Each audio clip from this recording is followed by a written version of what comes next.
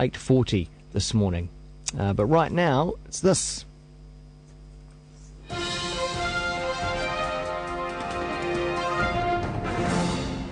I'm a passionate New Zealander with deep roots in Auckland and this country. But I also lived and worked in some of the countries that our migrants have come from. So I see New Zealand through a slightly different lens. What we have is all too rare in this world. It feels very right to be here. Just a few weeks ago, I was sitting in a sandbagged room in Baghdad, agonising about whether to put my name forward to stand in Mount Albert. It's State of It with Selwyn Manning from livenews.co.nz. You were just hearing David Shearer there. Of course, one of the contenders for the Labour leadership. There were 3 Davids, now there are 2. Selwyn, good morning. Yeah, good morning, Glenn. How are you? Very good. So, this is keeping us interested post-election, is this leadership battle. I mean, absolutely. You know, I suppose somebody's got to say it, Glenn, but, you know, like that old adage, a week is a long time in politics. You know, when you think back to this time last Friday, Phil Goff's still on the campaign trail up to midnight and kind of contemplating what it would be like to be the Prime Minister and pitching in that vein. Now we are this Friday, and we're looking at a new Labour leader kind of in the making. And I think David Shearer is well out as the credible choice, certainly amongst the public, Glenn, and that's an interesting thing. You know, the politicising of David Shearer, he says it began with the anti-nuclear movement back in the 1980s, and kind of an interesting guy. Should we just have a look at a bit of a clip there on this particular... The Labour Party's gone through both ups and downs. We're in a downtime right now. We need to rebuild the party. We need to go out there and reconnect with people, to listen to people, to earn their support. And one of the first things I want to do is to go out there and do that. Obviously, the other thing that we have to build both our caucus, the consensus in the caucus, and to really know where we're going to go forwards. And obviously, the rest of it is the party. The party played an enormously important role in the election. So many of them worked so hard. And we need to make sure that they're on board as well, and then we're moving forward together. And that there is probably more that anyone has actually heard from David Shearer in the media, that is, over the past 3 years. Yeah, I think so. And, you know, certainly the kind of guy that's keeping his powder dry, isn't he? You know, and what we're seeing here is the almost a slow, methodical kind of rollout of what he really is, you know, this brand Shearer. Now, what he's saying there is a few interesting things, and I kind of make some observations about the Labour Party, and I kind of take a view that you can sum it up in one word, really, in tribal.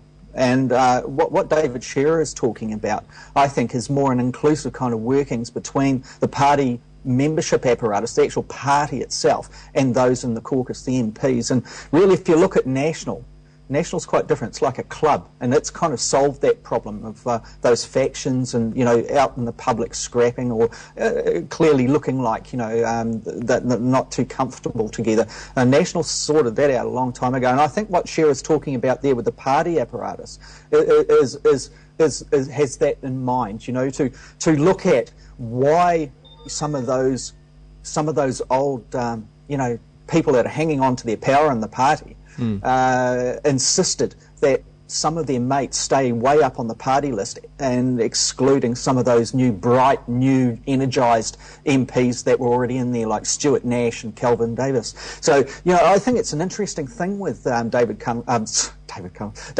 Shearer there, and certainly when you compare to David Cunliffe, they do have a choice. Cunliffe's obviously a very, very credible politician.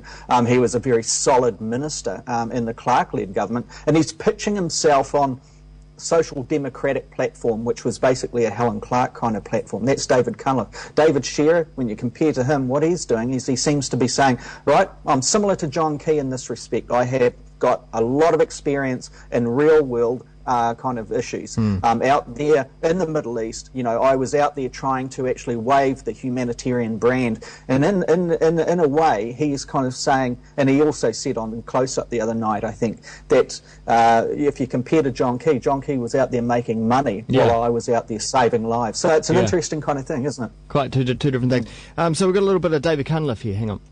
Well, I think the program that I have in mind is one of change and renewal, where we are taking the party forward based on our core values, reaching out to a new generation, promoting on merit, working in cooperation with the party at large, and helping to move New Zealand forward to the next stage. We're I can't help but think when we hear from Cunliffe that it just sounds like cliches. It sounds like normal kind of cliches, and nothing really grabs when he's talking.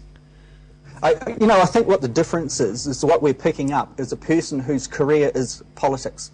David Cunliffe is, you look at him on paper academically, and his experience prior to, this was impressive, but it was groomed for David Cunliffe to be an effective politician. He knows his lines, he knows the kind of messages to put out there, and he's a genuine kind of guy in that respect, but he's well polished. And I think if you look at the difference between him and David Shearer here. David Shearer he comes across as, well, I know what it's like for you people out there because I've done the hard job outside, And there's a sincerity or perhaps a connection that is made between the public and David Shearer that Cunliffe obviously has a bit of problems with. If you're looking at slick performance on a stage, without any hesitancy, Cunliffe would be your guy. But if you're looking for someone like John Key, who can sometimes look a little bit, he might hesitate, like I just did slightly then.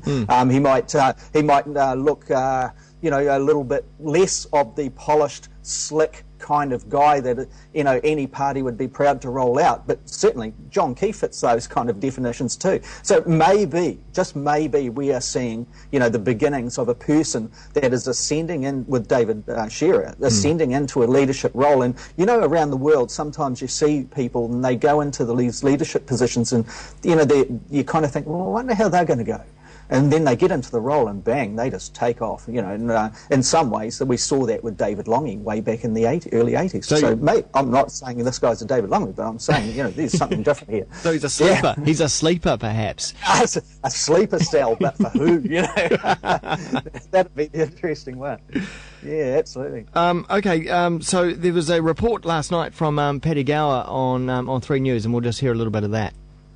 Yeah, pretty fast-moving stuff, this, Hillary, but essentially Parker has seen the writing on the wall. In recent days, Shearer, that outsider, he's the one who's got all the public pickup because of his good Kiwi bloke nature and essentially his freshness to politics. So Parker's essentially decided to hook his wagon to Shearer and come in behind in some sort of senior role, maybe even a deputy's role. Interesting to point out that while in Wellington, these two men, Parker and Shearer, actually flat together, so they do talk, so there's plenty of logic to this move today. And what is this? Yes, and so that's why, of course, that David Parker has swung in behind Shearer. Patrick made some good points there about the fact that also that that he seems to be the popular choice, and it's also interesting that the Labour has decided to go out and talk to the people and figure out what they want rather than be so insular and inward looking.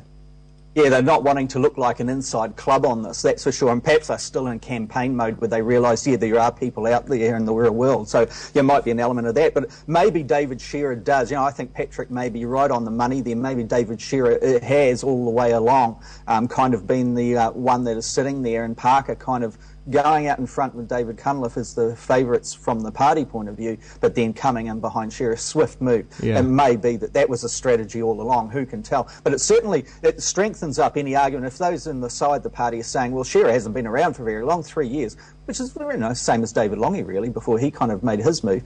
But having Parker coming in there, former Attorney General, very credible and clever politician, and has the legislative experience too in developing programs there.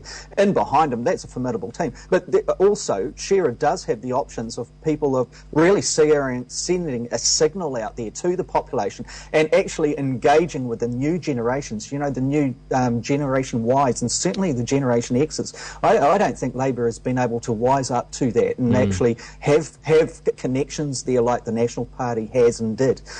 So maybe there's something there. Maybe, David Shearer, if he got that leadership role, maybe he could be very bold and brave, Glenn, and actually invite Jacinda Ardern or someone like that, and the young people, a few on the ground inside the party, into the deputy leadership position. But that would be a very brave move, and the party probably wouldn't like that. So maybe David Parker is the person to have in behind it. I know that if the people on Twitter were ruling the country, then Jacinda Ardern would definitely be up there. She seems to be a popular one. And just getting back to the point about being the people's choice, just looking at the unscientific poll on Stuff at the moment, David Shearer way out in front. way out the front. David Shearer out there, well, when I looked last, Glenn, he was sitting around 57% of those that made the effort to vote on that stuff poll favoured David Shearer. And David Cunliffe way back on 16%. So there's a big ditch there. And really, those types of polls, while they're not scientific, they do give an indication, and perhaps the party will listen to that. Yeah. Let's see. All right, that is State of It for this Friday morning. Find this as a video once more up at livenews.co.nz.